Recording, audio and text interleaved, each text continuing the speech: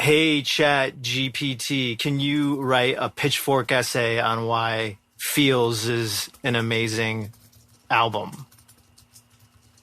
Sure. Here's a possible essay. Feels. Animal Collective's triumphant exploration of psychedelic folk. In the pantheon of experimental music, few bands have managed to achieve the level of critical acclaim and cultural influence that Animal Collective has. Wow, you're right. I mean, it's still, pretty basic, but it's definitely, It's, more like... definitely has a style. Yeah. With a career spanning over 2 decades, their group has consistently pushed the boundaries of what music can sound like, blended together elements of folk, electronic, and pop music to create their unique and compelling sonic universe. And nowhere is this more evident than on their 2005 album, Feels. From the opening notes of Did You See the Words, Feels announces itself as a bold and ambitious work of art. The song's jittery guitar riff and kaleidoscopic vocal harmonies set the stage for an album that is equal parts introspective and exuberant, melancholic and joyful. I feel like it's only a matter of time that the AI gets good enough to where it's describing an Animal Collective album like throwing a burrito on a windshield, like Pitchfork did in their review of, I think it was Centipede Hurts, maybe. Did they really? Wow. Yeah. Yeah, eventually AI will just take over podcasting as well. It's easy enough to replicate. Can you say bonefish? Bonefish.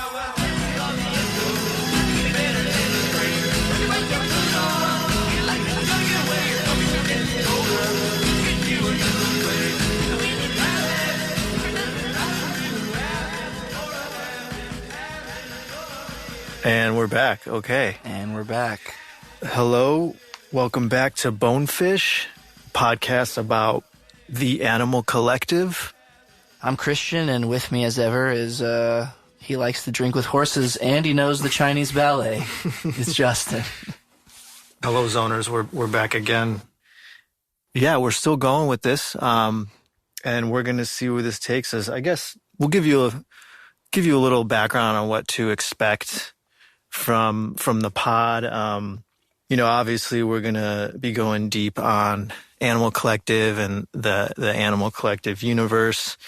But I think we'll also, trying to be talking about the indie world at large, particularly kind of the post Meet Me in the Bathroom era, kind of the blog rock late aughts era, kind of the time period that we really got really deep into music and felt like, I think to a lot of people our age, us geriatric millennials, felt like this is kind of our moment.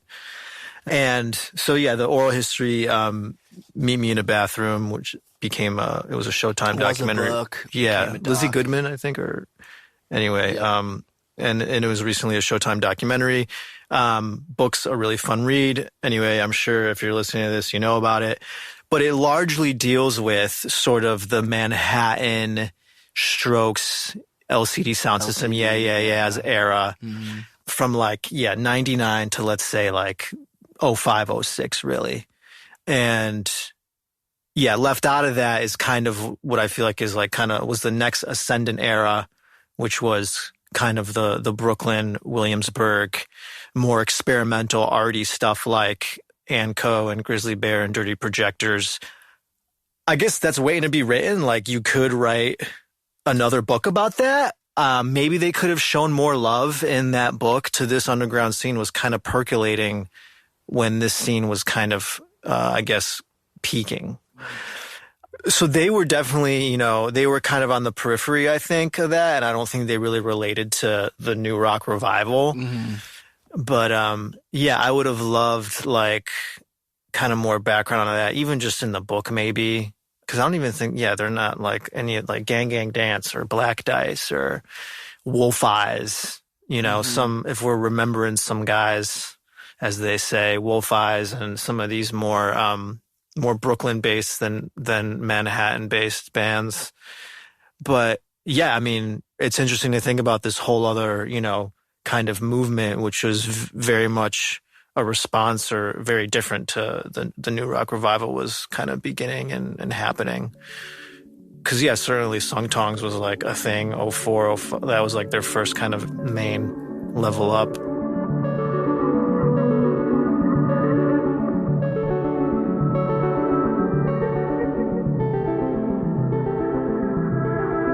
talking Feels, episode 2. What an album. It's a big one. Yeah, definitely a huge record. Came out 17 years ago, October 18th, 2005. Wow. Their 6th album. Wow, they already had 6 by now. That's also wild. And this is dropped on Fat Cat Records. What can be said about this album? I mean, I guess we should talk about what music was like then. Yeah, so we can give sort of musical context for the time and then also like context for the band. So 2005, it took a minute to jot down the top 10 Billboard hits of the year. Top of the charts, we got We Belong Together, Mariah Carey. Number 2 is Holla Back Girl. 3, Let Me Love You by Mario. Don't remember that one. Since You've Been Gone, perennial. Oh, wow, yeah. Number 5 is One Two Step by Sierra. It's a hot track. Number 6, Gold Digger by Kanye West. And then we have Boulevard of Broken Dreams. So we're in American Idiot days here. Number 8, Candy Shop, 50 Cent. Number 9, Don't Ya. And number 10, Behind These Hazel Eyes. So also, Kelly Clarkson times. Yeah, this was like the height, if not kind of beginning of the end to like the 50 Cent G-Unit kind of era. Where hip-hop was very kind of maximalist and kind of very, materialistic. And yeah, I mean, Green Day like was everywhere. I remember that. Right. It's funny because kind of the height of the Bush anti-war era. Totally. And I feel like this is like kind of around the time I was first starting to like discover blogs like Stereo Gum and stuff, and like definitely getting introduced to music other than just like what was available, on terrestrial radio and like through commercials and like TV and stuff. And I think the most indie I got at this point was there was a lot of Bright Eyes, Radiohead, stuff like that. Yeah, so we should say neither of us had gotten into Animal Collective at this point in 2005. Yeah. And then indie music was kind of this very nerdy, guitar-driven, very serious music, and then comes this band, Animal Collective, that kind of just like smears the edges of a painting and is kind of like just turning that all on its head. Yeah, I feel like. Yeah, I mean, I'm curious sometimes to think like how I would have reacted if I had encountered this music in 2005. Like, this was like 2005 is when Silent Alarm by Block Party came out, which was like a huge record for my like adolescence and like musical development. Still a banger. But that was pretty out there for me at that time. Like I would have been probably coming from like a Coldplay, like, I really dug them. I really dug like U2 in like middle school. Like that was sort of like, I don't know. That's kind of where my head was at. And then Block Party itself was like, whoa, this is kind of challenging to me. Like, I feel like I really had to grow into that. So I feel like if I had heard Feels then, I don't know. Yeah, you might have had to like put it down. I might have gone through Did You See the Words? Then Grass would come on and I would just freak out and be like, yeah, I don't know. Yeah, you might have maybe had a little too much for me. But, you might have had to put it down for a little bit. But yeah, I think indie music was like what? Sufjan Stevens, Chicago came out that year. I think. So the number one Pitchfork record of that year is Illinois by Sufjan Stevens. I mean, a great album. Yeah. So, yeah, I was into that. I was super into that record that year, too. Yeah, great album, kind of like a very stately, almost like Broadway-esque album, but very different from Feels. Yeah. For sure. So I guess they were like both in New York at the time, right? And sort of potentially could have been running in similar circles. Like I hadn't thought about that. That's what's interesting, looking back on this period now and how they were sort of pigeonholed into the freak folk movement that they weren't never really even like a part of. But yeah, it's interesting to picture them in New York doing this album, though I guess they recorded it in Seattle. Oh yeah, with the Sun City Girls producer or whatever. Scott Coburn. Right on. Yeah. But yeah, so the rest of I'll just shoot through the rest of these Pitchfork top 10 albums because I find it interesting. Number 2, Late Registration, Kanye West. Remember that one for sure. Number 3, Art Brut with the album Bang Bang Rock and Roll. Did you know that one? No idea. I had never heard of that, I don't think, before I looked it up and found it on this list memory today. hold. Yeah, number 4, MIA. Mm-hmm. Number 5, Anthony and the Johnstons, I'm a Bird Now. Number 6, Deerhoof, Runners 4. Ooh. Fuck yes. Awesome record. right after Deerhoof. Number 7, Feels by Animal Collective. Number 8, LCD Sound System. They're self-titled. Number 9, Purple Haze by Cameron. And number 10 was Wolf Parade with Apologies for the Queen Mary. Man, I feel like that helps really put makes it feel like such a long time away. Like, think about so many of these people now. Kanye, MIA. Yeah, Kanye, MIA definitely fallen out of favor with the people. Yeah. LCD Sound System has, discontinued and recontinued their career.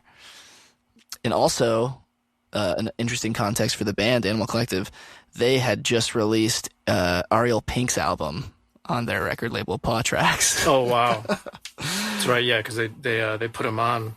I forgot about that. Yeah, they discovered him. There's an interview where, a geologist talks about they played in LA in like 2003, and this guy came up to him at a bar and gave him a CD, and, after the show, and they played it in the van. They like found it on the van floor, like 3 weeks later and put it in, and we're like, whoa, this guy's a genius. And so it's sort of how he got discovered, which is crazy. But yeah, so that's 2005. A little more context for the band. They're coming off, Sung Tongs just the year before, and Prospect Hummer after that. Yeah, they were playing these songs for like a year and a half before. Yeah, so that's one of the things I wanted to ask is like, so that tour they're doing behind Sung Tongs, which like is probably their biggest one yet. Like they go to Europe. They're already playing some Feels tracks. They were playing Feels tracks when Sung Tongs dropped.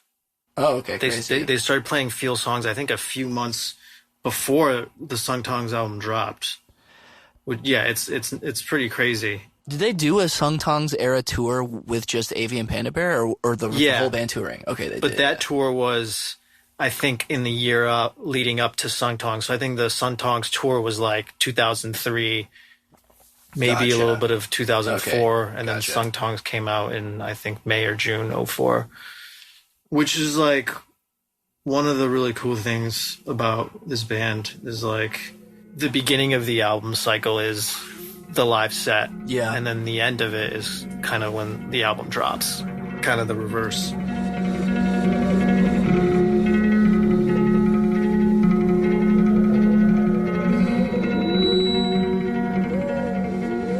So they record like early 2005, right? Go to Seattle. But at this point, Noah had already moved to Lisbon, I think, right? That happened in 2004. He moved and got married, and then Avi is also married at this time to Doc Tess, who is featured pretty heavily on the album. Oh, Kriya Brecken? Yeah, Kriya Brecken, as she's also known. Yeah, her piano's awesome on this album. The singer from Mom. It's super good. Yeah, I love what she adds.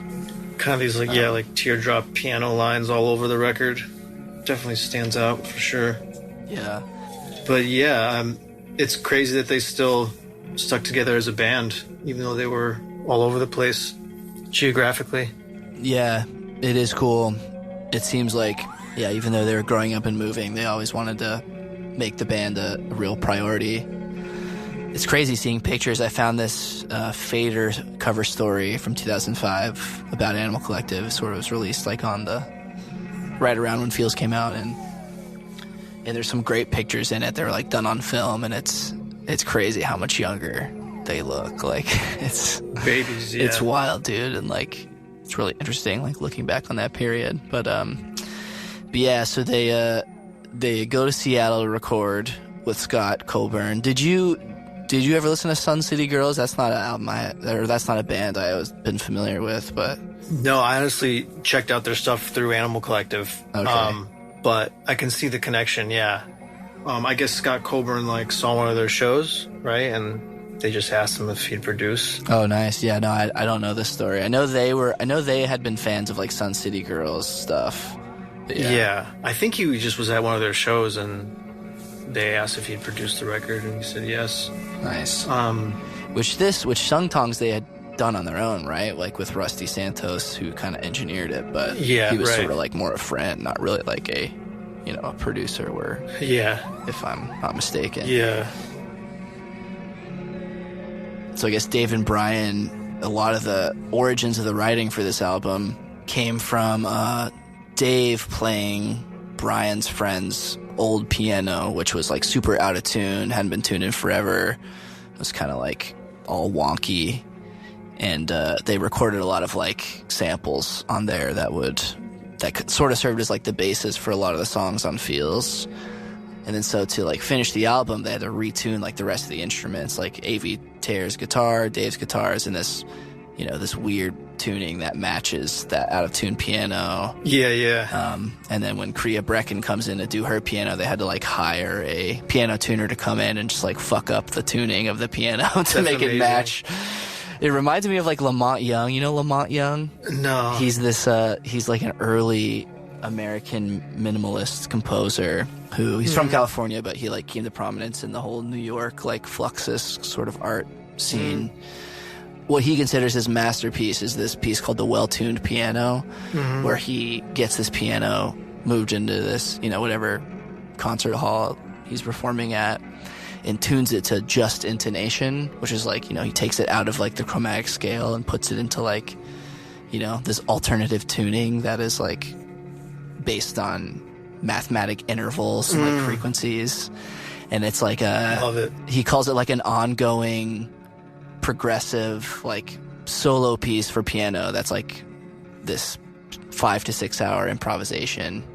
Wow. And he's performed it like around 50 times. This dude's still alive. It's crazy. He like lives in New York, and he's a super interesting character I didn't know about till I read this book. But yeah, like Brian Eno called him the daddy of us all. Like, oh really? Like, yeah, he's this sort of. He's got to be a legend then. Yeah. One other cool note about him, quick, is that he had this band in New York in like the 60s and 70s called the Theater of Eternal Music. It was sort of like also sort of a musical collective that kind of had a rotating cast, but a lot of the repeat members of it were this guy Lamont Young, his wife, who was also an artist, a musician, and like people like John Cale and like Terry Riley, other like minimalists at the time. And it was like sort of like drone concerts. Like they would play all night. It would be insanely loud. They would all do drugs, and like it was basically these sort of like early noise shows that would go on to influence like the Velvet Underground and stuff. But yeah, that dude's awesome and really worth digging into his like sort of history of music if you haven't yet. But I thought that was cool. It reminded me of their compositional process for this album, using sort of a like uniquely tuned instrument and kind of making that like sort of the musical fundamental to what they would create. I thought was kind of interesting. I'm sure they were. I mean, they were big record nerds, so I'm sure they were onto that shit. I mean, they like music concrete and stuff, and but yeah, I think like the thing that stands out about Feels is like just from like a sonic perspective is the guitars, like the rubbery kind of detuned guitars. Yeah. Like very shimmery sounds. Like the album just kind of sounds like it's like melting almost. Yeah. Which totally. I think is really cool. Yeah. Like for as corny as some of that Chat GPT stuff was, it is like, they are like dense soundscapes of a guitar. Like it is sort of like, at a time when, like I said, like Block Party has Silent Alarm coming out, which is so the opposite, so direct and angular and sharp. And this definitely has that kaleidoscopic feel to it. I don't know if A.V. described it this way or where the music sounds like you're in like a crystal palace. Oh, really? It was a great description of the album. Because, I mean, it is their kind of love album. Right. They're both married. They're both recently, have done that. I found this interesting quote. I think it might have been in that Fader piece I mentioned earlier, but it's like the writer of this piece is with them before a show, and A.V. Taylor's putting ink on his face, and he says, "Ink is a major theme in our music," which I thought was a, I don't know, classic A.V. Taylorism. But if you look at the lyrics for Feels and even the cover album, which I think is, it's like a child's educational pamphlet that A.V. Taylor like found on the street in New York and then reconstituted to be discovered. There are those like sort of purple ink splashes. But even, did you see the words that it talks about like, the words dripping and references to like envelopes and stuff, and even the purple bottle, I feel like you can almost picture as like a purple bottle of ink. But, I feel like it's kind of a sweaty, horny album. Totally. But also, but I guess for a while, Kriya Brecken, Doc Tess, whose piano's on the album, A.V. Taylor's wife at the time, they had been pen pals for a while before she like moved to New York. So I think that sort of helps, that's probably the inkiness, or part of the horny inkiness of that's sort of dripping all over the album. But what a cool, like, I don't know, inspiration, or like what a cool reference to have as like a guiding sonic principle for an album is like inkiness. Like, for Strawberry Jam, they're inspired by like weird airplane strawberry jelly that came in a packet that was like super artificial. Yeah, I love how they, how they describe and communicate sounds. It's really cool. Yeah, it's like nothing's off limits for like worthy of musical interpretation, I suppose. Yeah.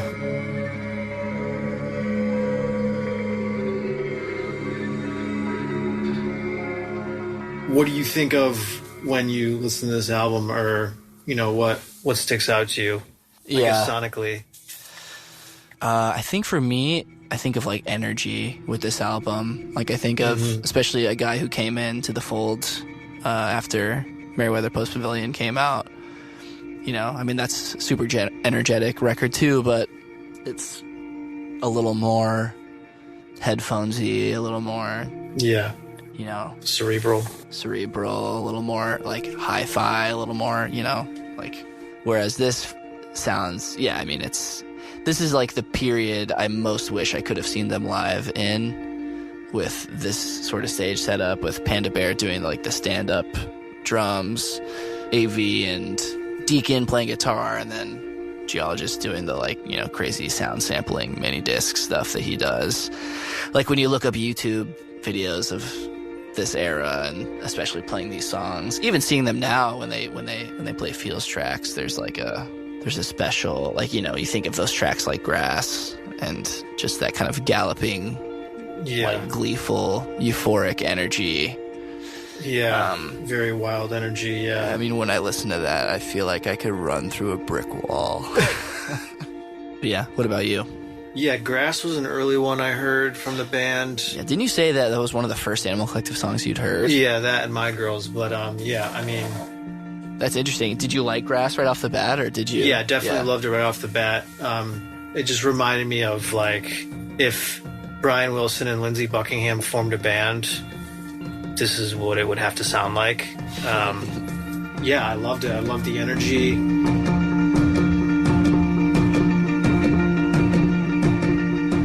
Their music does a weird thing where it's like I get pumped up, but also like kind of relaxed at the same time. Do you know what I'm talking about? Yeah, totally. It's like things that shouldn't go together do. Yeah. And it's such a crazy, like, it feels so good. And I feel like this is a perfect example, like the intro to Grass, when everything kind of just comes in. And it kind of, like oscillates between like psychotic rhymes and like really sweet vocal melodies. The line that always sticks out to me is you'd be very happy if I touched her there. I was gonna bring that up. Yeah, that was on your list. Yeah, I mean, it's like one of those lines. It's like a little kid would say, but you wouldn't get angry at them for saying it. Right. It could easily be a totally fucked up line or completely innocent. Yeah. And that's the line that this band treads on, which I fucking love. Yeah.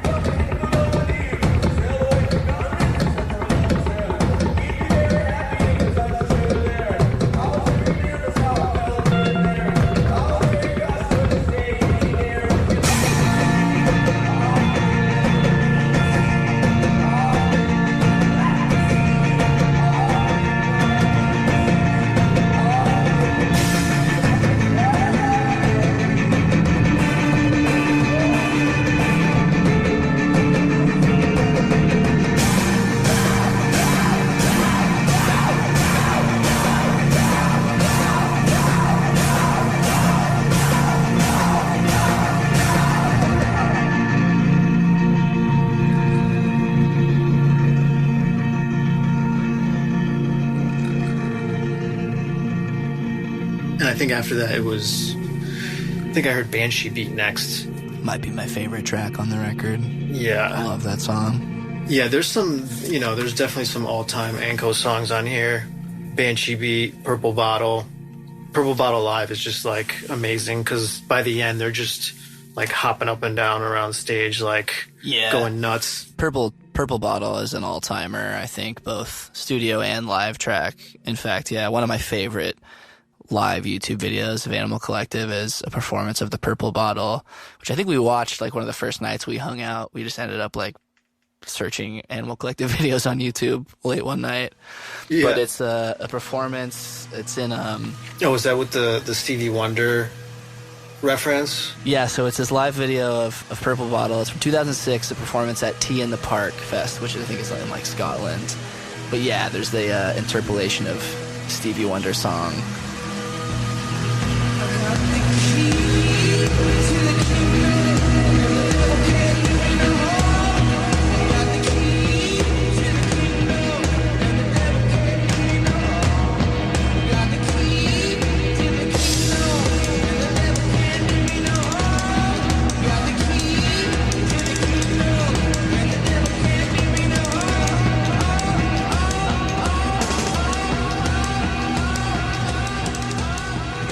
And it's an amazing video because they're just, they're like mid-tour, they're sharp as hell, they're fucking killing it, going crazy on stage, and the crowd like sucks. It's like, you can tell there's like in one of those tents, like in the daytime at a festival, probably have like a 3 p.m. slot. On some bad drugs. And yeah, but the video is amazing. Avi's voice sounds so good.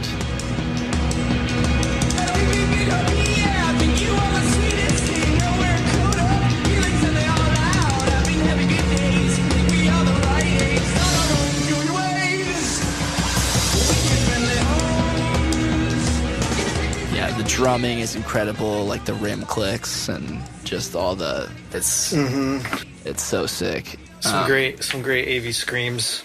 Oh yeah, he does the screams, and he has got like it. He's got it hooked up to like a delay pedal that he controls with his foot. Does it at like strategic moments. It's awesome, man. It's like This one's for Stevie Wonder. I just called to say I like you. I just called to wonder how you care. I just called one try, but it was busy. I get that feeling from your bottle, found your bottle, found your heart. I get that feeling from your bottle, it's apart.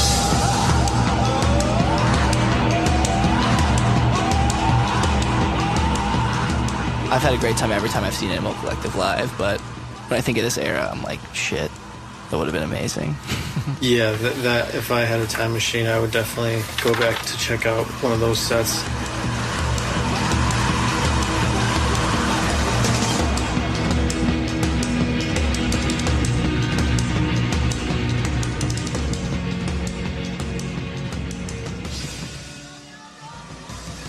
There's also violin on the album. They got a violinist, I'm not going to pronounce it right, but Ivid Kang. Oh, I think he plays on Daffy Duck, like the droning low. I could be wrong though. That's another very drippy song. There's also just like a cool, like the way it's sequenced. Like the first half of the album is kind of very energetic, and then it goes into this long lull for the second half. Yeah, it's kind of like Sung Tongs in a way. I mean, that's sort of. You could say that's sort of an Animal Collective album form. There's like a more energetic A-side, and then a sort of a more, ambient, sort of introspective B-side. But they usually still end it with a banger, like with a up-tempo one, like turn into something. So good. Such a great ender for this album. It is they do have great closers. All their closers are kind of energetic and bittersweet, but yeah, turn into something is a great one. I feel like everything just kind of comes alive again when that song comes on.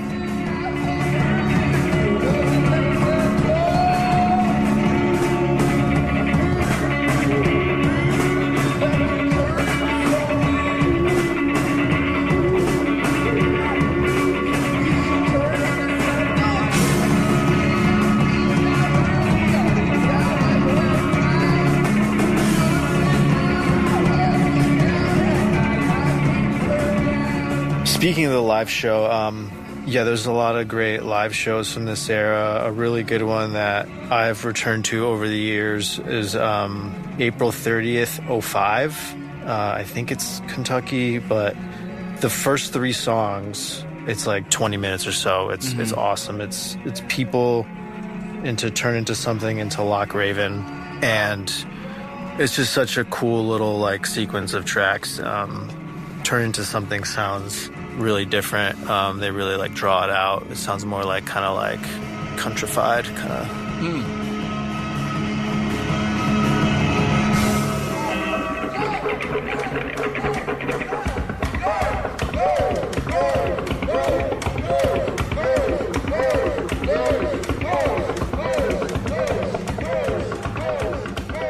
With Kriya Brecken's piano on it, I mean, it might be like sort of the Animal Collective album that has like the most contributions from like an outside member. I'm trying to think of like other times they've had guests on albums. It's not often. I think Painting with John Cale's on one song. Oh, right, yeah. I think there's some kind of children's choir on Centipede Hurts, though I was never able to pick it out. Oh, dang. Okay. But yeah.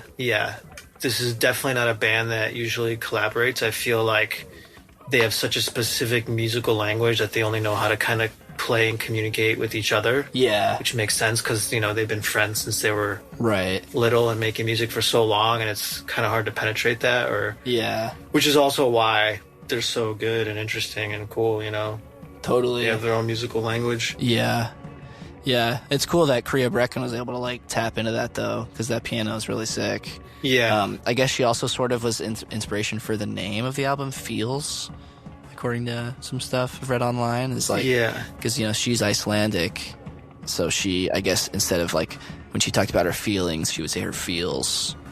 Oh, really? So yeah. Sort of. I was wondering if that also had anything to do with, like, you know, how everyone was referencing, like, all the feels and all that stuff. Yeah. Kind of using that word in that way. Yeah. I mean, that feels more like recent, you know? It feels more so. like recent internet speak as opposed to, like... Yeah.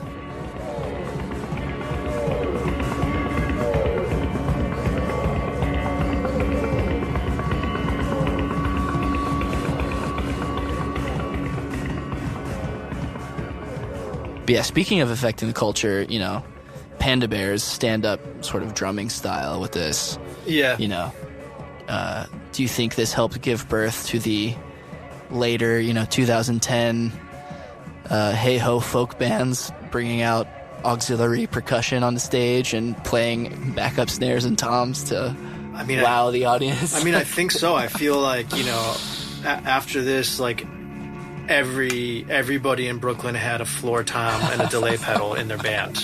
Yeah. Right? It was just everywhere. Yeah. It's funny because when I was interviewing Dave, he told me a story where he was with Noah one day, and Noah was like, I think I just want to bring like a floor tom and like a crash cymbal on tour. Yeah. And then Dave was like, okay. Yeah. And it was fucking awesome. Yeah. Yeah, dude, it's so unique watching videos of the performances at these times. And even you can hear it, you know, it's just like it's forcing, you know, kick drum is like one of the most important sounds in a drum kit setup. When you take that away, like, you know, you're forced to be creative. And yeah, that's one of the special things about this album is sort of that unique approach to instrumentation. And, yeah, the bang the drum vibe. Yeah, and also just as a drummer, I totally, you know, sympathize with being like, I don't want to carry around this much heavy shit, you know? Let's do less of it. No, yeah, I mean, it totally set a vibe, that's for sure. That was the thing to do for a while.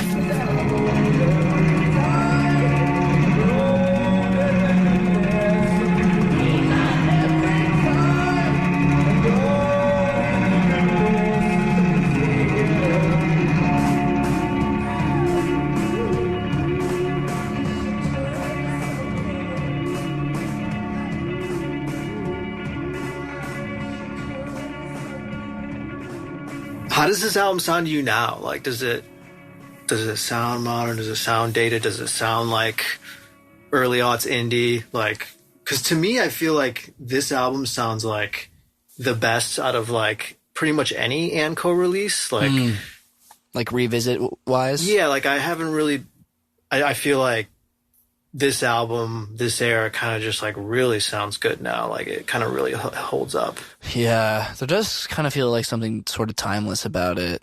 Yeah, it's hard to pinpoint why that is. I mean, I think maybe like that live instrumentation aspect of it, you know, because this is sort of, well, I guess, you know, Strawberry Jam, sort of a little bit more of this before they make more of a major instrumentation change with Merriweather. But yeah, man, I think there's something about, I think these songs feel like because they were, you know, live, organic creations that they made touring on the road and then captured in the studio, they just feel so like lived in. And I think it's funny, like reading a lot of the reviews of this album when it came out, there's a lot of tones of like, oh, like the little weirdos like learned how to write songs finally, sort of, or like, like, oh, the kind of weird noise guys are like, you know, writing pop now. And even Scott Coburn, the engineer, was like, oh, these are all pop songs, like with like wrapped in like fucked up sounds. Which is really funny because I feel like they only kept getting more refined. There was still, you know, they still had Strawberry Jam, you know, and then they had Merriweather. Like, I feel like in this period, like every album that they released, critics were like, oh, this is the pop album. But then they leveled up again. Yeah, exactly. And which was just like a cool kind of like trajectory. Like, yeah, they're always changing. Yeah. And I mean, it's cool because there's like, this band never uses bass really. Like there's no bass on this album. There's no distortion really. Like they don't really like, yeah. I know Avi's talked about not really liking distortion pedals or like stuff like that, right? Or like horns with rock music, so there's very deliberate kind of choices. Yeah. And it works like totally.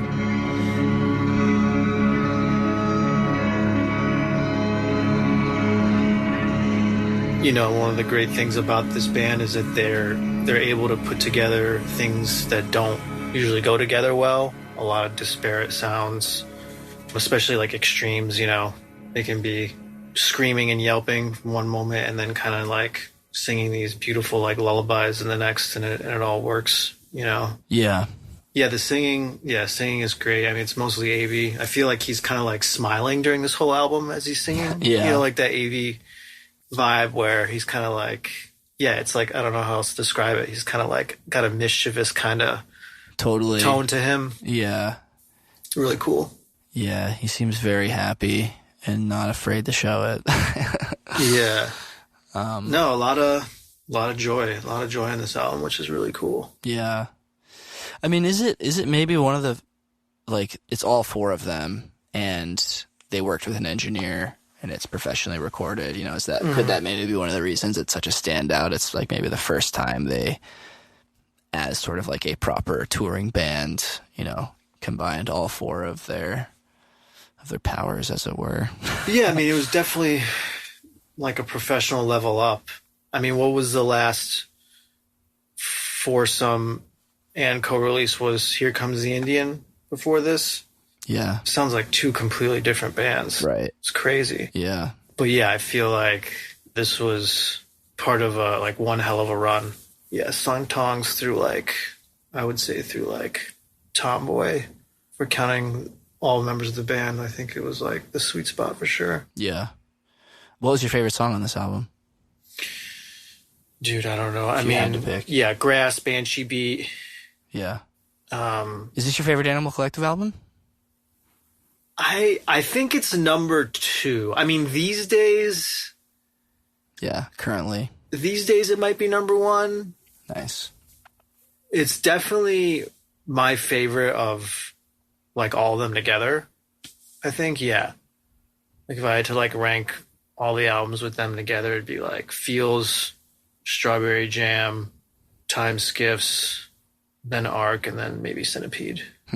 But... I mean, yeah, this is definitely, top 3 and co-release. Nice. How about you? Where does it rank, counting, even the solo releases? Yeah, that's tough. I think it's hard to compare those. I think it's probably It's probably a top fiver for me too, for sure. Possibly top 3. It's hard to gauge because we're sort of at the beginning of this journey, and I know we'll be, eventually doing more deep dives into the rest of the records, and I, might feel differently along the way. But yeah, having listened to it a bunch recently, it's a banger. Yeah. It slaps. What was I listening to recently that reminded me of feels? Oh, Talking Heads, Remain in a Light. Nice. I feel like, yeah, they both kind of draw on like African music, rhythms, and guitar playing, kind of. And they're both, Remain in the Light also kind of has that lull, like the second half is kind of very chill compared to the first half. I feel like those are kind of like spiritual siblings. Nice. In a way. I'll have to check that out since I'm in feels mode. Yeah. If this album came out today, if Animal Collective was a relatively new band and Feels dropped tomorrow, what do you think the reception would be? Man, I don't know. I would be stoked because I feel like this is the kind of shit that's missing a lot from today's stuff. Yeah, I mean, it's hard to say how it'd be received because, it's Animal Collective is one of those bands that while they have few acts that are like very clearly directly influenced by them, also their influence is like everywhere. I don't think it probably wouldn't get like, I don't think Pitchfork would see it the same way it did then, because back then Pitchfork was just kind of the Wild West of.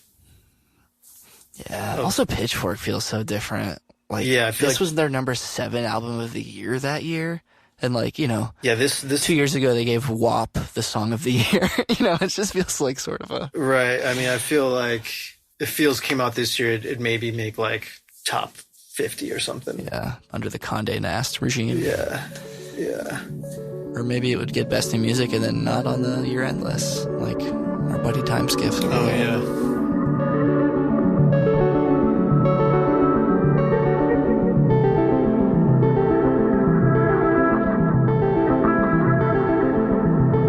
Nice. Anything else to add from Feels? Do you have any great live memories of... Do you have any great memories of seeing Animal Collective live and hearing a Feels track? Oh man, I really liked their version of "Did You See the Words" during the Centipede Hurts era. Yes, dude. I saw them then. Yeah, I think it was at Pitchfork Fest in 2011. It was before Centipede came out. that version actually. Yeah, that's like so. They opened the show with that, and it was awesome, dude. Yeah, that it's just like a very like beefed up kind of wall of sound version. I think it was like summer 2011. Yeah. That was really good. I remember they did like a drum and bass version of Bees on Painting With. That was so interesting. Intense. Wow. You gotta find that clip. And then like a kind of dancey techno version of Lock Raven. It's cool. That was sick. Yeah. So that's Feels, folks. Hell of a record. And this has been Bonefish. Thanks for listening. And we will catch you on the next episode. Peace.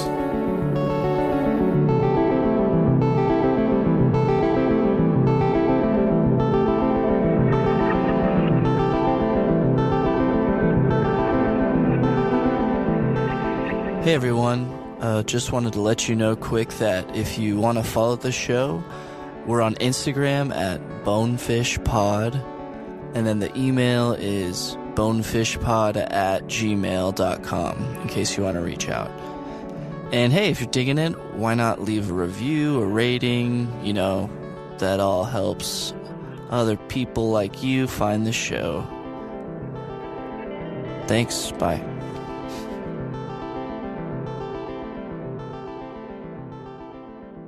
Bonefish.